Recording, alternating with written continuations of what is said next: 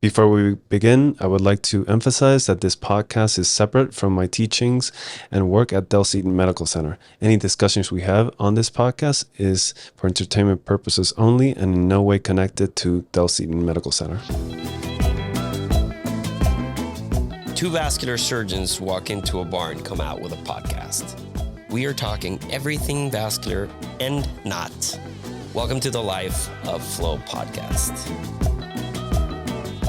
Welcome, everybody. This is another episode of the Life of Flow podcast. I am here with my Flow amigo. Stop it. Dr. Lucas Ferrer, and he is a vascular surgeon here in the city of Austin, Texas. I am Miguel Montero-Baker. I'm also a vascular surgeon in the city of Houston, Texas. And today, we don't have a guest. No, we don't. So we get to rant. What's interesting about this whole podcast thing is you start realizing certain things about yourself that you didn't really notice before. And one of the things that I've come to realize is, this is not egotistical. I just think it's cool, but it's really cool to listen to your own voice. Really? I think it's really cool because with we've got these things on. Yeah. And I really like that you can get really close to the microphone and like drop your voice, but that still is going to be comes across. It's kind of creepy. Yeah. What I've noticed listening to like the podcast again, like weeks later, it's like, oh, I still don't know how to speak English that well. I thought my English was so good. Yeah, it isn't. I know. You know what? I know. I've noticed. I made me feel really good the other day. One thing that my wife Jenna, she picks on me constantly. She's always trying to pick up on little things that I say, and one of the things that's really funny is when I'm trying to like say like an American saying and I totally butcher it. Yeah. And I noticed that you were doing the same thing the other day, dude, and I was like, I'm so happy that I'm not alone. Yeah. This is the English as a Second Language podcast. Welcome to Open English. Yeah, when I first moved to the States from Puerto Rico, like I think at the beginning of intern year, somebody made fun of like how I was speaking English, and I was like, fuck, I need to like improve this. So I tried the best I could. I guess I didn't do that good, but then when I became like a professor, I was like, man, I should have a thicker Spanish accent because that would go with like the persona of a professor. And then I would listen to the podcast. Oh, okay, I got it. I need to pull an Antonio Banderas. Yeah, that's it. I was thinking I need to really work on it, and then you listen to yourself, and it's like, and then it's important that I. Yeah. My mom is American and my dad is Costa Rican, and so what I've been told is my mom would speak English to me. Mm-hmm. And I would answer in Spanish to her. Mm. And then my dad would speak Spanish to me and I'd answer in English. And so I really don't have a great excuse. But I mean, I did grow up all my life. I left Costa Rica, I want to say by the age of late 20s. Yeah, me too. And so, essentially I lived a life of Spanish speaking, and I would say that's my mother language. But then I can refine it. Like if I'm really trying, like I can really come across very American. Pretty well. Yeah, dude. But it's funny because when I'm nervous, or when I'm on the podium, or when I'm heated, like in a if I'm fighting, like if I'm arguing at home over, forgetting to buy milk or what have not, then it switches and I'm like, and listen, you want your milk, you pick up your bloody milk on the way home.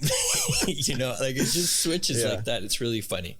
All right, we're digressing. Listen, no, we're not, because this is exactly what a rant is. Yeah, but here's, I'm going to, this is, I literally, okay, for those at home, I'm going to ask our, you have to keep it still. I'm going to ask, well, I'm just showing it because I'm going to ask our super producer Ali to put this on for those that have a video on. Yeah, because my wife has a list of my sayings. I literally just asked her, can you send me a list? And she screenshots it, and it says Miguel's sayings. Yeah. So I'll be like, Jenna, do you know what I heard on the Vine today? And she's like, what? And she's like, through the grapevine? Like, what are you trying to say? So I was like, do you know what I heard on the Vine? And then I came in and I'm talking about some other thing at work. And I was like, I don't know. I smell a dead mouse in this situation. And she's like, what? Translating from Spanish. Yeah. And then I was talking about this girl. Like, we went to dinner with this couple and it was super funny. Yeah. And she was just being very odd and jealous. And I was like, I don't know how this guy does. She's constantly dick patrolling her. And then it's like, are you trying to say cock blocking? And I was like, yeah, that dick patrol. That's funny. And then the last one is I was trying to say the desert rolls that just kind of fly by on Western movies. Oh, the she's tumbleweed? like, that's called tumbleweed, idiot. So okay. You know, I really want to apologize to our listeners language, because we try our best, but at the end of the day, we err a lot. Anyway, Lucas, you know, one of the coolest things that happens in Ali. So my saying, by the way, I jumped over a few ones that shouldn't probably be posted, but right now I'm on my phone, Lucas, and you're gonna love this, and we're gonna post this, Ali, too. I'd like you to post this. But this is from a patient's family. Literally, I just got this. And I'll describe it to those of you that are driving and don't care to look at our dumb faces. But it's a very healthy looking wound on a foot of a patient that is the father of 2 physicians in Houston. Mm-hmm. And the guy's, I want to say 88, 89 maybe. Mm-hmm. 6 months ago was doing some gardening, active guy. And something about he stumped his foot or something, doing some minor stuff in the yard, and had an infection that ended up being evolving into gangrenous infected first and second toe. And he comes into the hospital, and the only alternative he's given is to lose his leg. Why? A major amputation. The reason was because the team that was caring for him did the workup. The workup showed that this was a very ischemic extremity. Mm-hmm. What's a workup? Vascular ultrasound, essentially. Just ultrasound. Yeah. And so the vascular ultrasound shows, flat waveforms. The toes couldn't be measured because that's obviously a limitation of the toe brachial index. The duplex showed monophasic waveforms distally, and he gets an angiogram. And the angiogram. So part of the workup is the angiogram. Yeah. Okay. And, well, it was supposed to be a therapeutic angiogram, but to get in there, the femoral popliteal axis is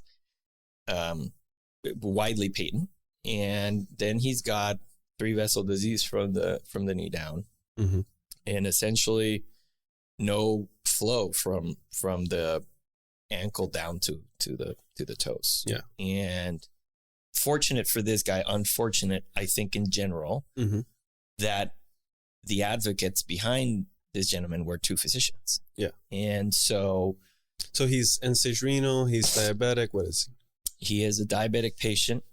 He is not on dialysis. Okay. He's medically fairly optimized. Cognitive-wise, he's fine. Like I said, he was doing his yard when there was something happening. Yeah. And, he gets to the point where they're like, there's nothing we can do. This was originally a angiography done by a cardiologist. Mm-hmm.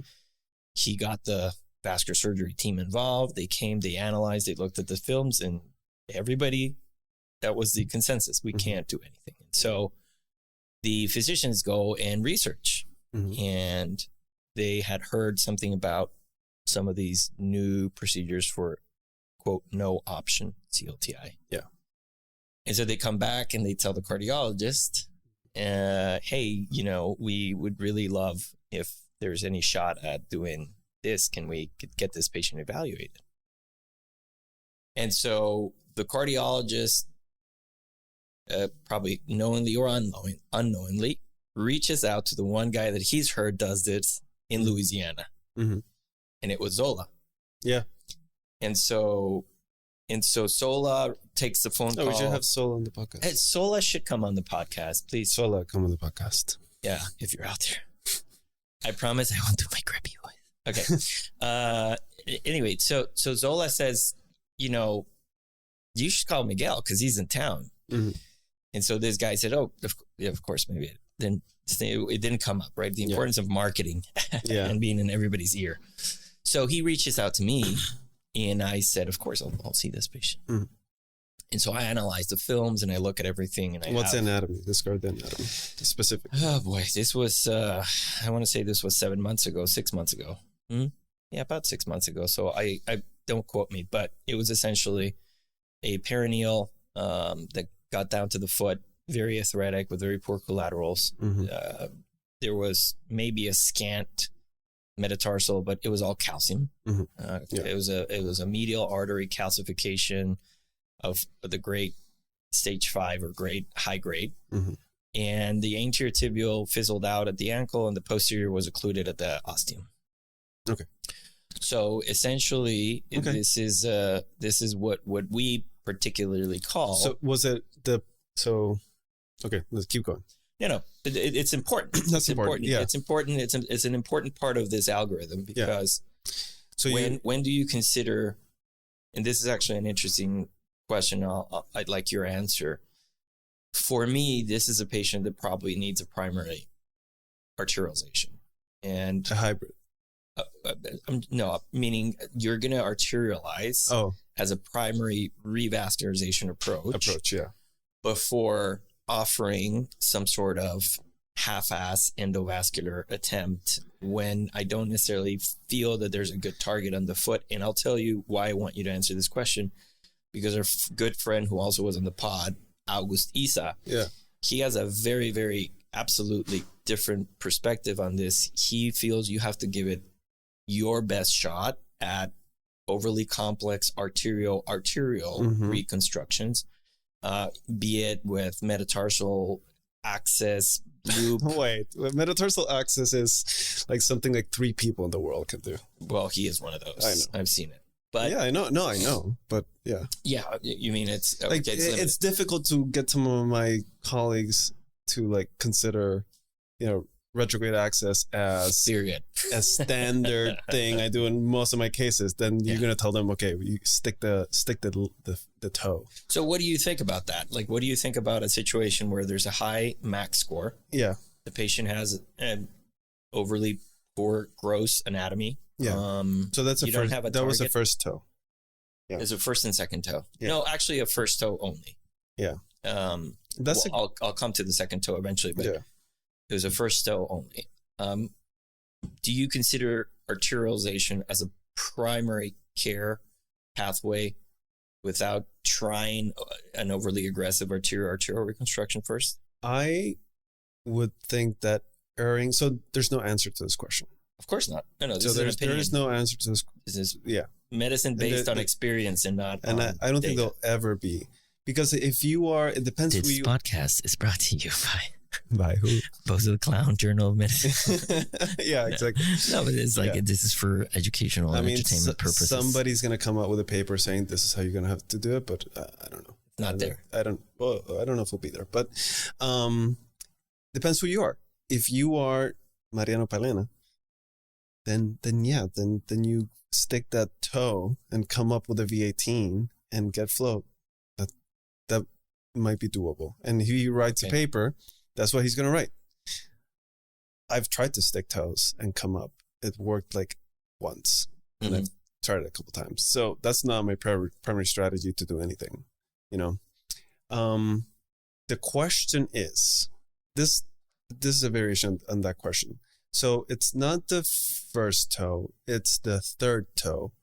And you have an AT that goes down. There's a ton of, I love seeing the x-ray. I looking at an x-ray. I can tell like who needs an angiogram from a foot x-ray with these patients. Because if they have a ton of calcifications, sometimes the resident tell me, oh, I felt he has a great pulse.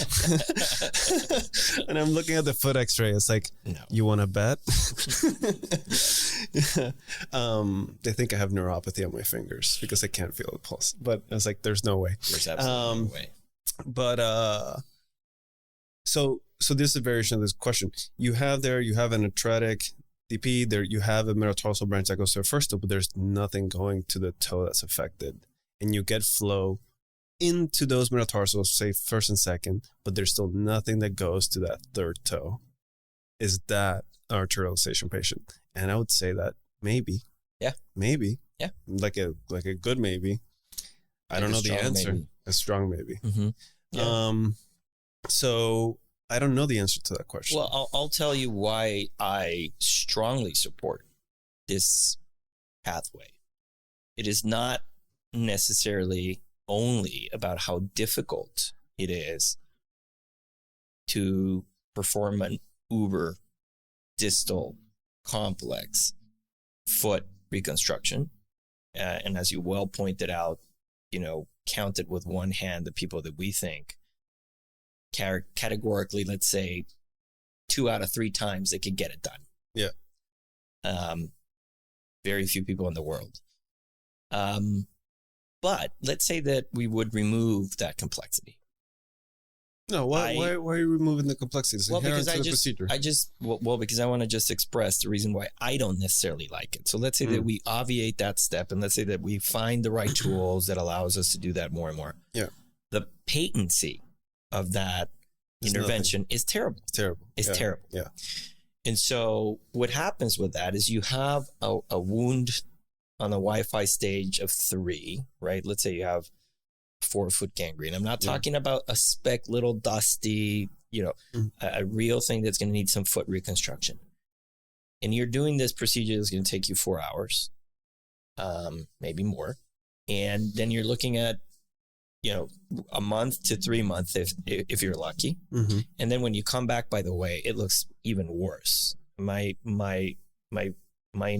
You're talking about the DVA or talking no, you're talking about these super complex loop things where like you're doing a metatarsal artery angioplasty. Yeah. When that restenosis, that thing looks horrible. And the next time, and they are unequivocally coming back to clinic, the moment that goes down, the wounds are going to get worse. They do get that honeymoon period. Yeah. They'll look great. They're healing for a month, and then it starts stalling, and then it gets worse. Yeah. And I can tell story after story of that happening. Yeah. Whereas if I say this is a high-risk candidate for these complex loop interventions, this patient is likely going to benefit from an arterialization. The patient has a good profile. Yeah. Anatomically speaking, the patient has a venous pedal mapping that supports this procedure. Yeah. And I get this procedure What's your done. venous pedal mapping? Do you just stick an ultrasound to it? Or do you do a venogram? Or does it matter? No. That's why you go to Hope Vascular and Podiatry, and you can take a course with us, good Lucas, plug, whatever you want. Yeah. Yeah, thank you. No, but this is true. Like we have this thing called Hope Academy, and actually this is a plug for, in December, we have our first course where we're going to be training RVTs in expansion arterial duplex for CLTI. And one of the things that we do is everybody that has CLTI not only gets this expanded duplex where they look at the foot and they look at the anatomy of the arteries, but we actually map the veins. And so we get diameters, consistency, and quality of lateral plantar. When is that in December? I might go train as an RVT. Yeah, I mean, physicians are, it's funny because we have a lot of Latin American physicians that I come. love those. Every time Jill presents one of her mappings, I'm like, can I take you home with me? Can you come? I do you want to come? Listen, can I take you to work with me is what you have to be thinking, okay? Let's see if she picks up. Let's see. And it would be cool. Let's see if we can pick up. Let's see. I'm calling Jill Somerset, RVT. Cold calling somebody on the podcast. First time ever. How bad would it be that she doesn't pick up? Like, what a haterade. And then it's going to be recorded forever. We'll just edit it out.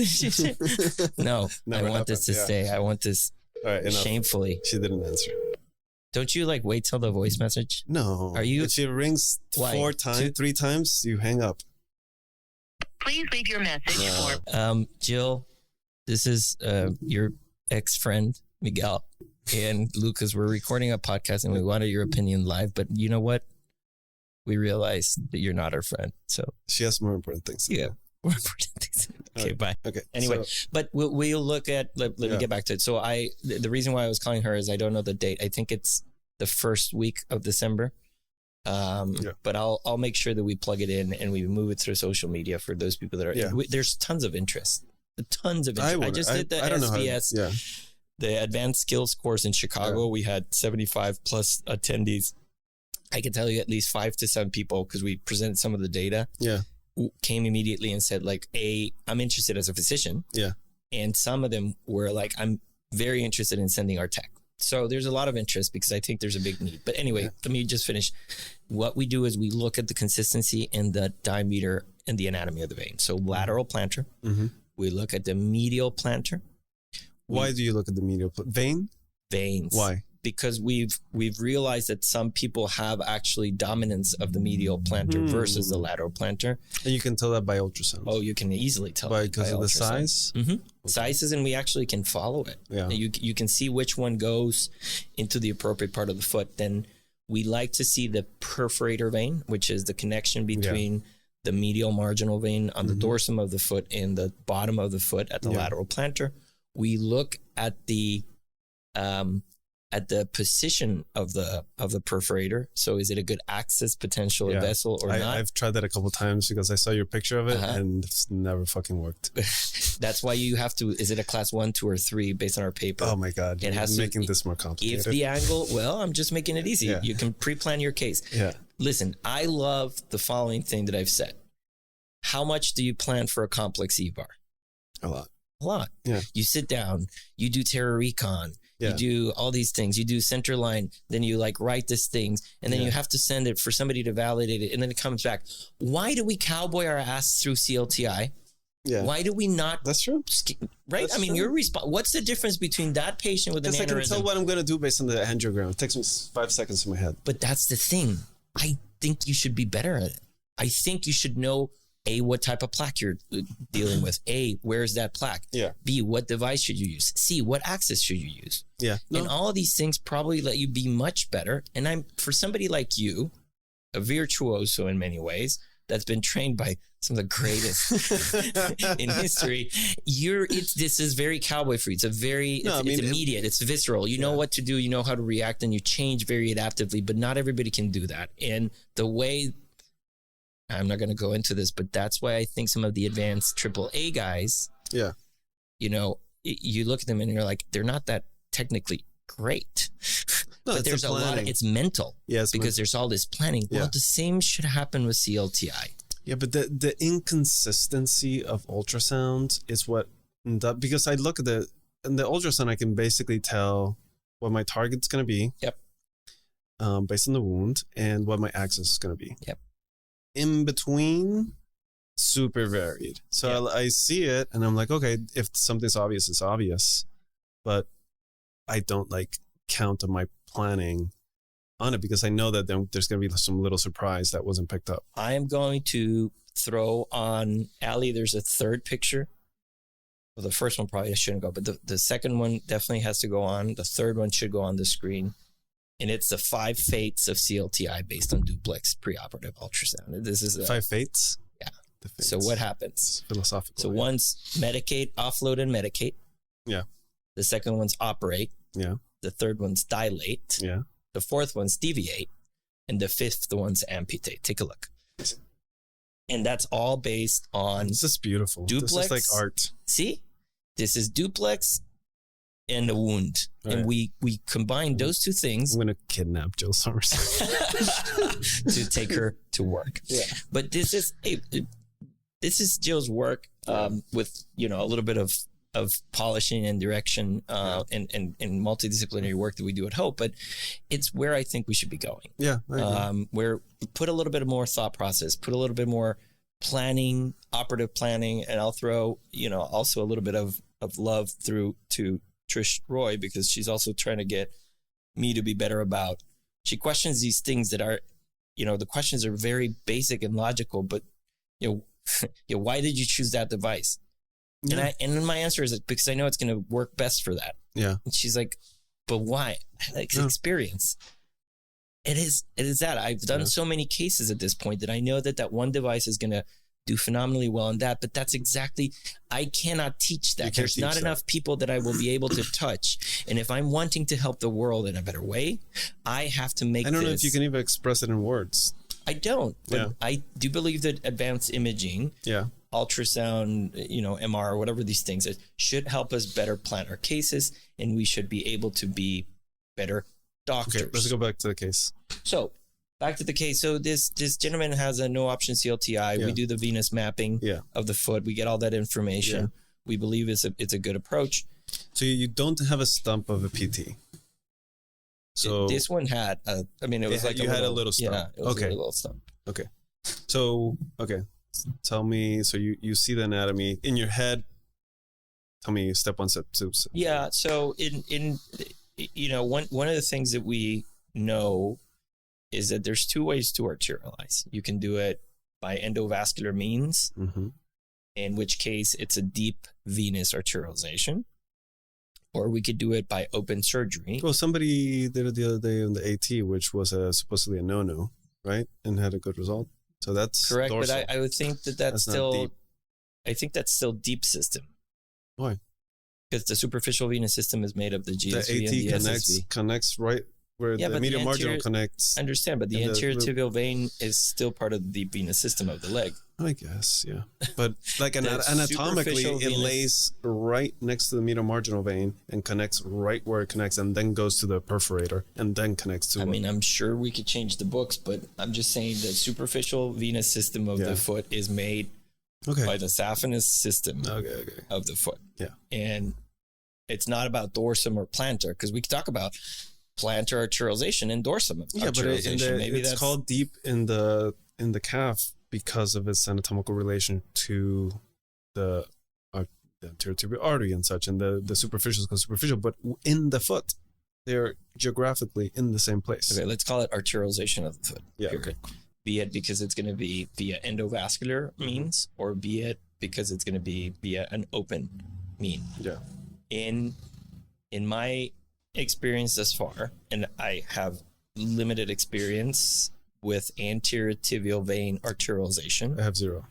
Given the fact that it's very small, it says in our, we are collecting these diameter studies to look at it, and the AT vein, it's a 2 millimeter vein. I mean, it's a very small vein. I've never done it because Ferrer said, don't do it. I tried it. It didn't work. So I said, okay, I'm going to learn from somebody else. Yeah. And I mean, all we have is, I think 2 or 3 reports of people that have said they do it, but I jury's still out of that. Yeah. I think we don't have enough patients to think that that's a good alternative. But when we see the anatomy of the leg, what our decision is what we learned very early on is whatever you do, you don't change what's there to begin with, because whatever's there is keeping the foot alive. Explain that better. Okay. Let's say that you have a single vessel down to the foot. Yeah. And that vessel is the posterior tibial artery. Yeah. The last thing you want to do is do anything that would compromise the trickle flow there is into that posterior tibial, because that is the lifeline of the foot as is. yes, the foot looks crappy. Mm-hmm. Let's say 10% of it is dead. Yeah. But that 90% that's alive is staying alive because of those 3 red blood cells that go through that posterior tibial artery. Yeah. Okay. So thinking of doing a procedure that essentially deviates the blood flow from that posterior tibial through a covered stent and into the posterior tibial vein, you killed the foot. You immediately overnight are going to lose the leg. Yeah. And painfully, we've been there because, you know, we started doing this 7 years ago. And so we realized that's not the right way to do it. And so that's my 2 cents about this is we have to find a way. What if the posterior tibial artery ends slightly above the ankle? Would you do a deep arterialization, a distal arterialization? Yeah, using the August Isa Vast technique and what his experience and research. So will you kill those little collaterals at the end? Well, the question needs to be broader, right? Yeah. I mean, the first bucket is, are you going to try to do this endo or are you going to try to do it open? Mm-hmm. Okay.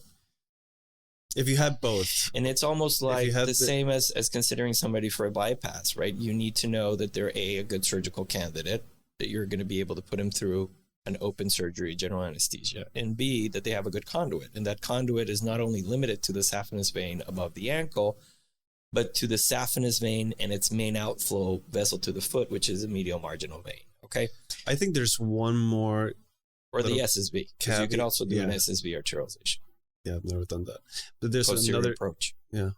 There's another little caveat to it, especially I've found, and this is just my experience. Maybe I'm not good at, it's just my technical error I'm doing. But on patients that, especially their end-stage renal, and you do a hybrid approach, that wound at the upper calf, good chance of breaking down. Yeah. Good chance of not healing. Yeah. So are they equivocal? I might say maybe not, because if that wound's open, I usually wrap the soleus muscle around it as much because I'm kind of preparing for that skin to die. Yeah. And the muscle to be exposed, and then the skin, all that shebang. So I might say they might not be equal based on that, because if that graft gets exposed, the saphenous vein gets exposed, then you're done. The complications from open arterialization are significantly more dreadful than any complication from an endo. Yeah. The majority of the times, what will happen with the endo is, at worst, you get an occluded stent. No, you steal too much. That's the biggest. That's a complication. Well, that's a complication inherited to the arterialization period. Yeah. But trying to look at what each one has that is not inherited to the other, I would say the surgical incisions are a big deal. Yeah. One of the things, obviously, we could talk about this for hours, but overexpansion of your automatic retractions it's a huge deal. So causing trauma to tissue. Yeah. They have very poor protoplasm. So if you do, for an arterialization, if you make a PGY1 help you with that anastomosis, you're going to be A for hours, and those.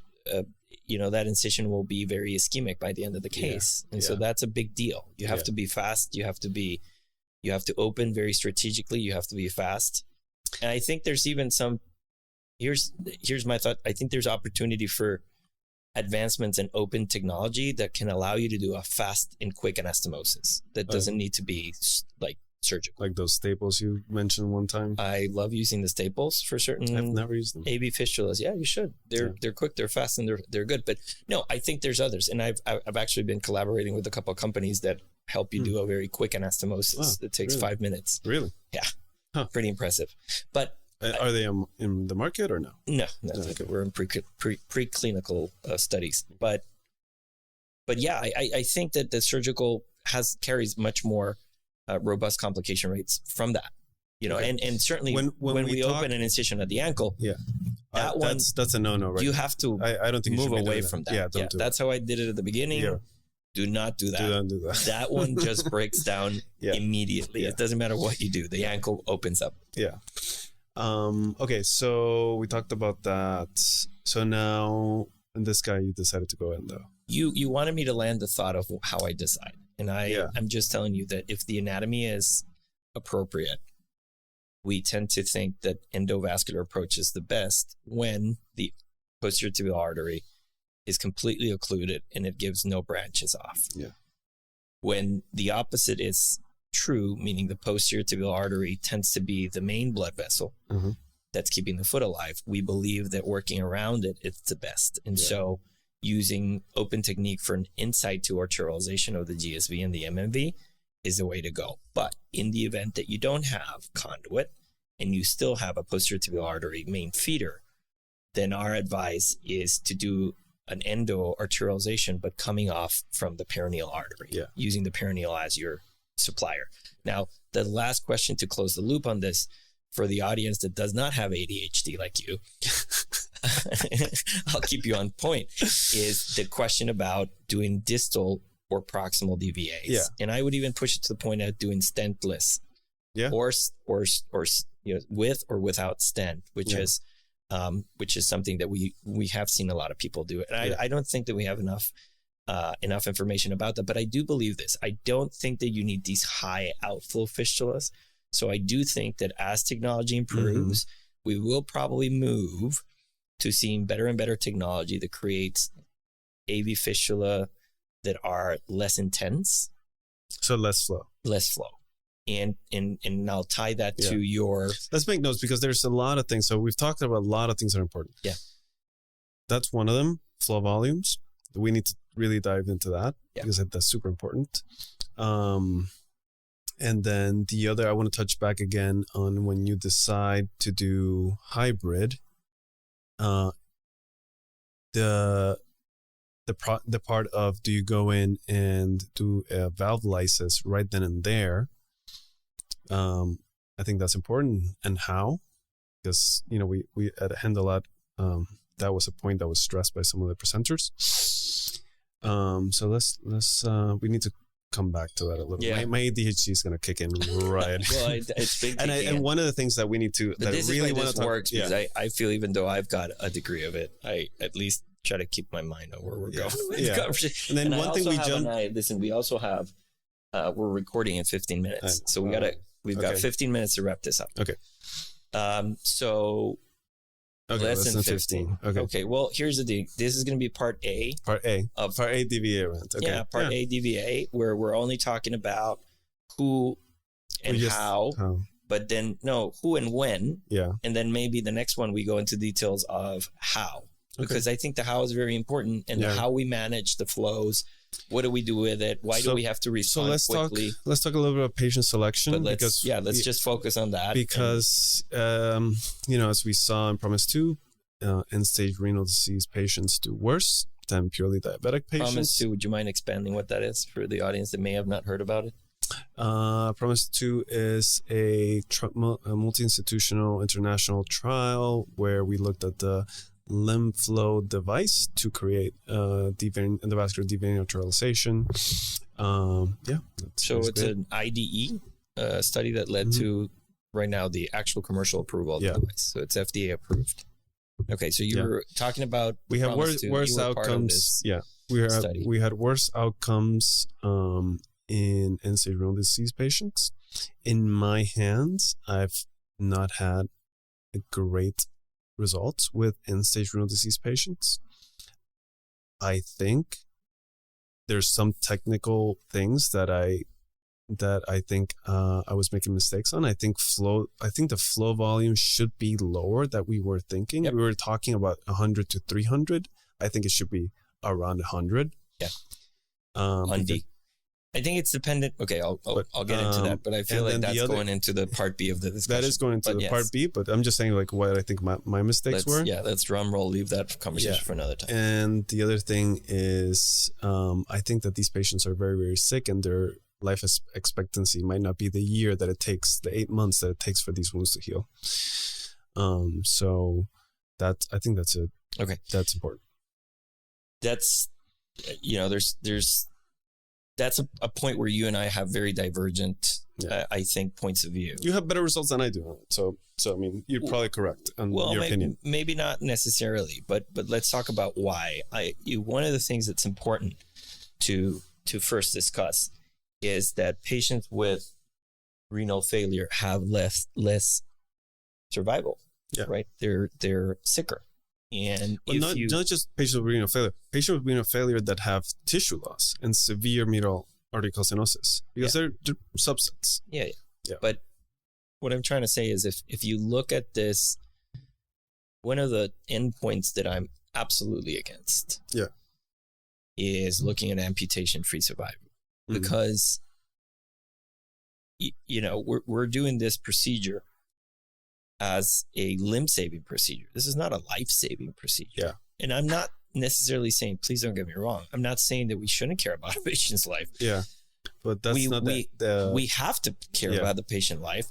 But this procedure was made for wound healing of an extremity that is severely ischemic and underperfused. Yeah. And if you bulk in the survival into the leg preservation, then you're adding a confounding factor to the fact that what we're looking at is wound healing. Now, I don't even think we have good wound healing and CLTI overall objectives for our studies. And that's one thing that we talked with Anaida Dua and Zach Pallister in our last podcast, because there needs to be an overhaul on the objective performance goals and even the the endpoints for studies. Mm-hmm. We shouldn't be looking at all these. And we should be very, very concerned with why these patients are dying. And if there's anything we can do to improve their survival 100%. Yeah. And then try to frame what you should do and could do to a certain one of these patients under the understanding that what's the fate of this patient, what's their survival, and what we should be doing. Yeah. But removing that whole thing, which seems like a very complex bucket of potentially even ethical considerations, I believe it's that patient exactly the one that's going to be the most benefited by this procedure, because they tend to be high MAC scores. They don't tend to have good conduit. They're not great candidates for an open procedure. And we know that anything we do in renal failure patients normally, like balloon angioplasty or atherectomy and balloon implant, it doesn't last at all anything, and the results are terrible. So it's hard for me to then say, okay, well, if you're going to take the calcified renal failure patients out of this, then now you really narrow the margin of those that actually will benefit from this disease. I mean, from this treatment. I don't think we should worry about how many. Like, I don't think that's the question, because I think you can't take away the complexity from it. And I think you have to look at the human aspect of it. Like, these people are going to die pretty soon, right? They're going to die pretty soon. End-stage renal disease with wounds, I mean, their life expectancy is not great.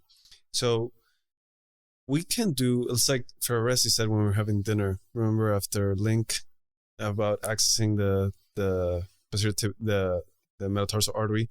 Just because you can do a backflip doesn't mean you should be an acrobat or something like that, he said very poetically. Just because we can do this procedure doesn't mean that we should do it.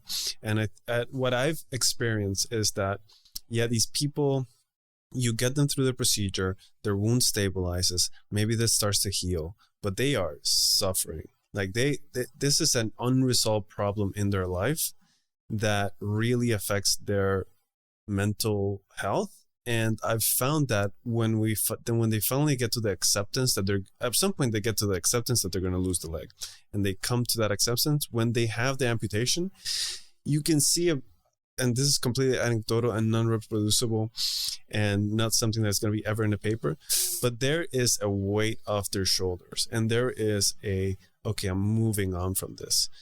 So given the fact that our wound healing rates on end-stage renal disease patients promised to was 40% maybe, compared to 67% on diabetic patients, something like that. Mm-hmm.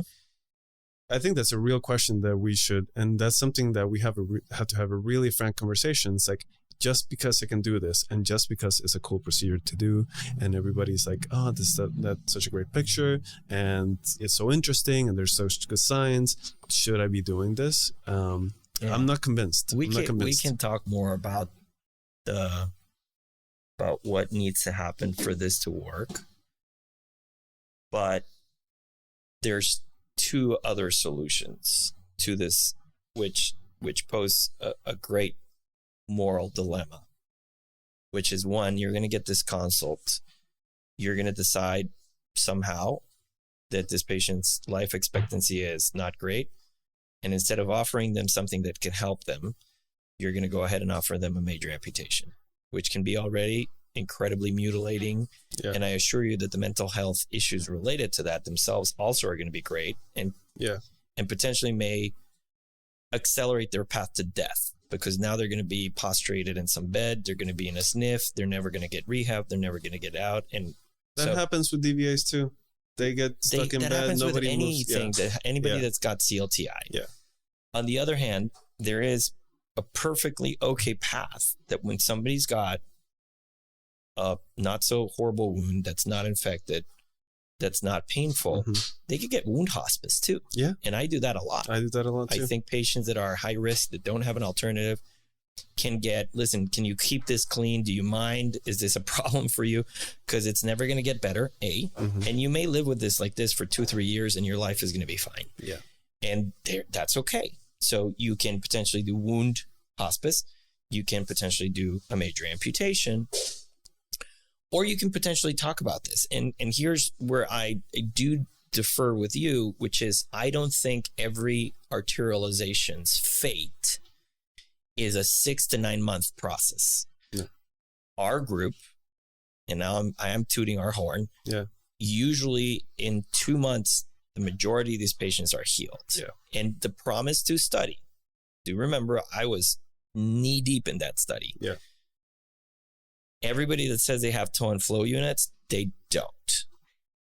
And the podiatric care was a very steep knowledge that had to be adapted.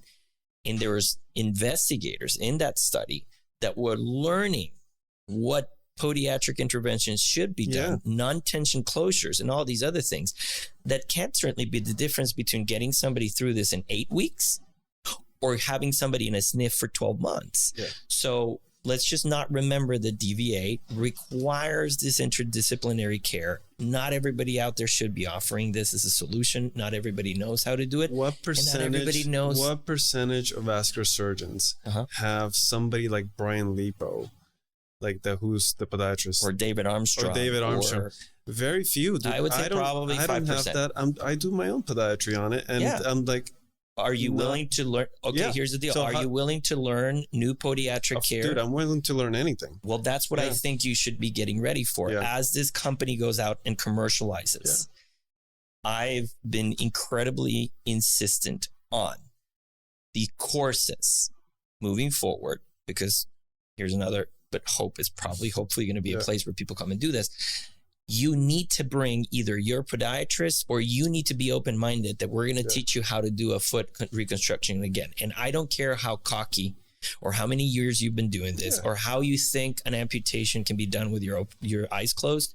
You will have to learn. Yeah. And listen to the 7-year of experience podcast from our good friends Giacomo Clerici and Andrea Cassini. That was the biggest learning curve. It was not the arterial. You can tell them so that I want to go to Italy to learn how to do foot amputations. To Giacomo.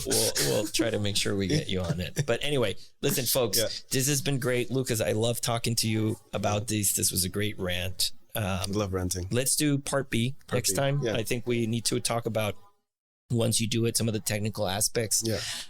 What are the things that we've learned about intraoperative hemodynamics? How do we decide somebody that has high flow versus low flow? Yeah. Can you find that out acutely, and can you maybe react before quoting your last week? You have to go back in within the first 24 hours, giving the severe pain. Yeah. So let's talk about that and help our audience maybe grow their depth of knowledge in this one particular very exciting area of development. I love this. This was good. All right, guys. Thank you very much for being. We'll talk to you on the next one. Pura vida.